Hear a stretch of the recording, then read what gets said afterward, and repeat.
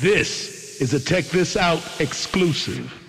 Of the 7.2 billion people on Earth, 3 billion have internet access. 2.1 billion are using social media right now. Check This Out News, coming to you live.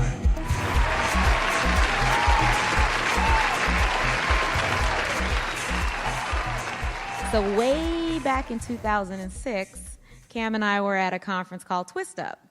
Now, these are the OG LA tech people. There was not a lot of tech people here. And Cam was on a panel. And one of the big takeaways was that he killed it. Everyone was like, oh, he just shut it down. It's so great. You're so kind. Yeah, no, I was there. I know. So tell us a little bit about being in the LA tech scene early and how you've seen things evolve. I mean, on that panel, you talked a lot about using tech to build your own business. Share with us, kind of take us back in time. You were using tech, the newest tools. What were some of the things that you learned back then that have helped you today? All right, so a little backstory is I was in the music industry, having success as an artist, doing all the stuff that rappers do, going on tour and, hanging on jets with Diddy and stuff like that. And then I started seeing a lot of businesses that were cannibalizing the music industry. So that made me curious, and I wanted to learn more about why these companies were able to do something that I felt was damaging our industry. So that curiosity made me study a lot of companies, and then I learned about this thing called Silicon Valley and all of these tech companies. Now, at first, for a rapper, that's kind of intimidating. It's a lot of smart tech engineers, and, oh, man, I don't know nothing about that type of stuff. It just seemed boring, but then when upon further investigation, I started realizing that, wait a second, there's something special happening here. All the tools that we use, from Instagram to Twitter to Snapchat, these tools are built by young people, right, that understand social. And I was like, wait a second, I understand social. So I started going to tech conference after tech conference, and I was just curious. I was listening. I was hearing what everybody was saying and meeting all kind of different people, learning about all the different layers, venture capitalists, founders, engineers, et cetera, et cetera. And then once I got enough information, then I started realizing, wait a second, I think this is right for me. I want to start getting involved with companies. So I felt like I had a lot of insight into the way people use social from using social for so long that I started advising for a company. And this company was a company that eventually got bought by Google. And when this company got bought by Google, I was just a person that was helping them get influencers and celebrities. They might say, hey, we trying to get in touch with Chris Brown. I would be like, all right, I'll help you get in touch with Chris Brown. That was my relationship with them. I didn't have any ownership in this company. So fast forward, I was so valuable helping this company, they decided to give me a little ownership in the company, which they called advisory shares. Now, that ownership that I had in the company, when they got bought by Google, I made money. And then when I made money, I was like, wait a second. Hold up. That's how it works? Wait a minute. You just give me a piece of the company and it gets bought by somebody bigger and now I make money? So I was like, wait a second, why do they tell us rappers to go make it rain at the strip club? Like, why are we doing that? Something ain't right. That's a waste of money. Let's do this. So I stopped doing all that crazy stuff they told me to do. And I was like, I'm going to go get involved with companies like this. That's when I was really focused on, okay, I want to get more ownership in companies. But it was tough because I didn't know which ones were going to be successful. So one day a VC put all these companies in front of me, and then I ended up investing in a company called Maker Studios. And that company ended up getting bought by Disney for close to $1 billion. So now I made a bunch of money, right? And I was like, wait a second, while I'm going doing that, I'm going to start doing this. And it just became the thing. I started trying to get more and more of my peers to come over here and get in this world with me. The first person, my co-founder who's back there, he grew up with Big Boy from Outkast. So we was telling Big, like, hey, man, you don't need to buy another Rolls Royce, man. You got 20 of them already. Let's take some of that money and put in some of these startups. And then it became like that. And next thing you know, Trey Songz and E40 and a bunch of other people started doing it. And now we all invest in startups. And then, Amen. Amen. Yeah, that led to me starting my own company. And now I'm an investor and a founder of a company, So before you get all the way to the good part about you starting your own company, let's take it back. A couple of things I want to break down here. So one of the things as a community, we are early adopters in so many different technologies. And so one thing that Cam did is he took his expertise as a user and using these different tools to build his business as an artist and transition that to think about how do I build a company in the tech space and really focused on that business model. So what have I learned as a consumer that I can apply to the business itself, knowing what people need? And so those insights and those relationships helped them be helpful and help a startup grow that was then able to sell themselves to Google. So that's one thing I want to make sure we tease out. Yeah. And then recognizing, well, I can make money on doing this, and starting to become an advisor to other companies and to invest in other companies. Tell us a little bit about how you got those introductions. How did you get in the room? How do you get into a maker studio before they're going public or getting bought out by Disney? So tell us how you made those things happen. Oh, that's a great question. I think the answer to that is, I was talking about this backstage a little bit, that when people look at me and they see me as a musician, people often bring up money, how much money you've made in your career or how much money you're chasing. And even my name has money in it, millionaire, I get it, right? But my focus has never been actually about money. It's always been about information and relationships. I've always understood that those two things were going to be the things that were going to make me successful. So I think if everybody can get that in their DNA and understand that information and relationships is very important and will give you money, you understand the value of that, you always treat every situation like an opportunity to gain a connection or gain more insight. And that will give you confidence, right? When I started, I didn't know nothing about tech. Remember, not that long ago, I was wearing gold teeth. I had a do-rag. Like, I'm way more advanced than I was then, I'm on a new level. And maybe 4 years, 5 years from now, I'll be way more advanced than I am now, but it's because I'm just consuming information like crazy, right? So I think anybody can do it. You just have to want to do it. And then that information will lead you everywhere you need to go. Like, I didn't know what tech conferences to go to. At first, I had some tech conferences I went to. I was like, oh, what am I doing here, right? But then I learned the ecosystem. I realized which ones made more sense and which ones were right for me and which people would connect well with me. And then I started getting there and I started getting to the right places. I started meeting the right people. And then it just, one thing led to another, Absolutely. And so one thing that Sky mentioned in the last panel about building relationships with people before you need something from them. So really thinking about how do you reach out to a VC. You may not be raising funding now. You may be thinking about it, but starting to build those relationships early. So Cam had that kind of relationship. He mentioned Mark Schuster, he's one of the biggest venture capitalists in Los Angeles. Tell us a little bit about how you cultivated that relationship and how it grew over time. I think I had a level of confidence that most people don't have. And what I mean by that is I try to make people relearn everything that they think that they know about people like me, right? Traditionally, a rapper is just this thing like, oh, he's just a rapper. It's a bad thing, right?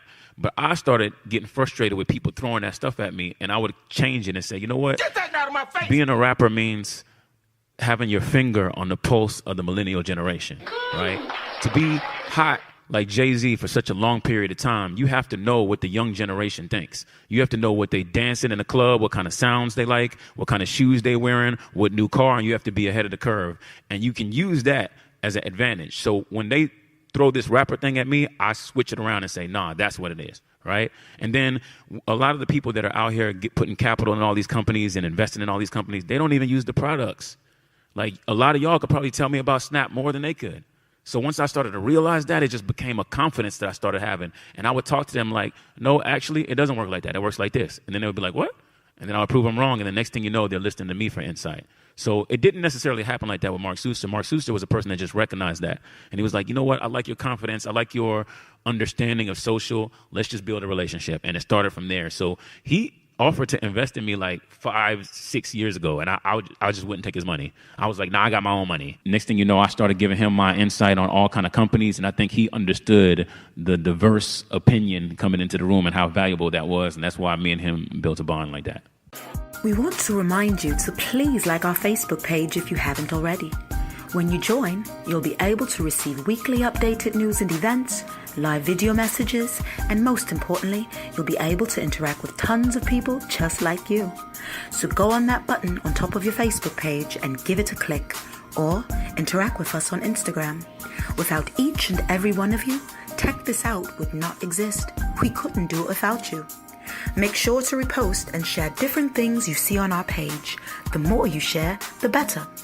Be sure to watch previous shows on our YouTube channel, and please subscribe so that you can be notified when we post new content. We really want to connect and hear from you. So please don't hesitate to message us. And to find us online, please go to Tech This Out America on Facebook, Tech This Out on YouTube, Twitter, and all social media platforms. Get whole scope at techthisoutnews.com. We connect the streets. So you started out as an entrepreneur in residence working with him. Yeah. Explain what that is and kind of what you learned during that period. Entrepreneur in residence is there's a venture capital firm, and I will go in there and sit in there every day and basically be involved in all the pitch meetings when founders come in and they want to raise some capital and they're explaining and pitching to a venture capitalist. I'll be sitting in the room just listening. I meet different founders. I give my opinion sometimes, but ultimately you're there for, a lot of times this ends up being 3 months, but sometimes it ends up being a year. And in order to gain enough information and enough understanding to eventually decide what company you want to build. Some people turn and end up being an investor, but a lot of people that go to an entrepreneur in residence program, they end up building some kind of company. So it's valuable because you sit in a room and watch all these different people coming in, talking about their companies. Think about it like Shark Tank, right? Being in a room when all these guys are trying to raise capital, then you start to, get an idea of what you want to build. But when I got in there, I already knew what I wanted to build. And being inside the venture capital firm was very valuable for me because I ended up just seeing everything from the perspective of a venture capital, the person that wants to give you money. I learned why they don't give somebody money, the signals and things that they dislike. It was very valuable. Now, up front where Cam was EIR, Entrepreneur in Residence, is one of the leading venture capital firms in Los Angeles. They've been named the leading venture capital firm in Los Angeles for several years. They had 40 exits last year, which is just crazy. And one thing that you get from being in close quarters with people like that is you understand the game from inside and out.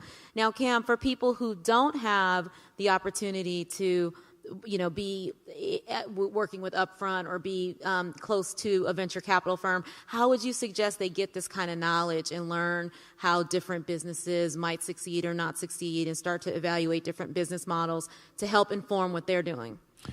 The one thing people often say to me, well, first I would start by saying, you got to make sure that's what you really want. What do you want? I think a lot of people end up being in a limbo state where they're trying to figure out what it is they want. Think about when you went to college, right? I was in college and I didn't know what I wanted to be. You ain't got the answers. I was just in there going through the motions. I think a lot of people in life are trying to figure that out. They're looking through the ecosystem, trying to figure out what they think is a good fit for them, or maybe they're chasing something that they shouldn't be chasing, like optimizing for the job. They think they're going to make the most money, stuff like that. So I think first you got to start by finding out what you really want. And then second, one thing people often come to me and ask is, will you mentor me? People say that all the time. It's the number one thing. They reach out to people, I need a mentor. But to me, I feel like that's something that it's like you're asking somebody to give you all the information that you can actually get, right? And if it sounds a little bit strange to me because when people come up to me, ask me to be a mentor, most of the time, 99% of the time, I don't know this person. And this happens on the first conversation. And that's the equivalent of you just coming up to me saying, hey, man, be my friend. What the hell did you just say? And I'm like, I don't even know you. What's your name? Right?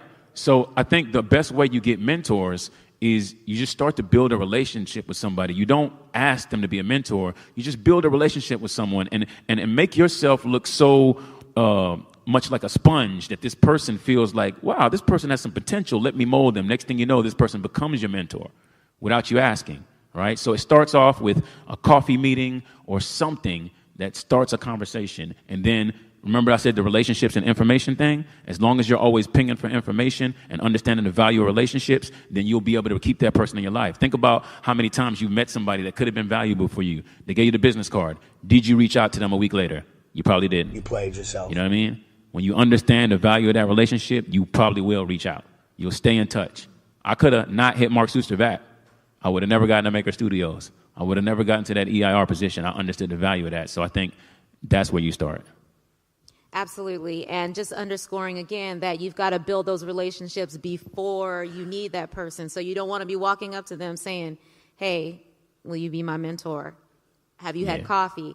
Do you know anything about their business? All those things are a path of building a relationship before you can get a return on that. Correct.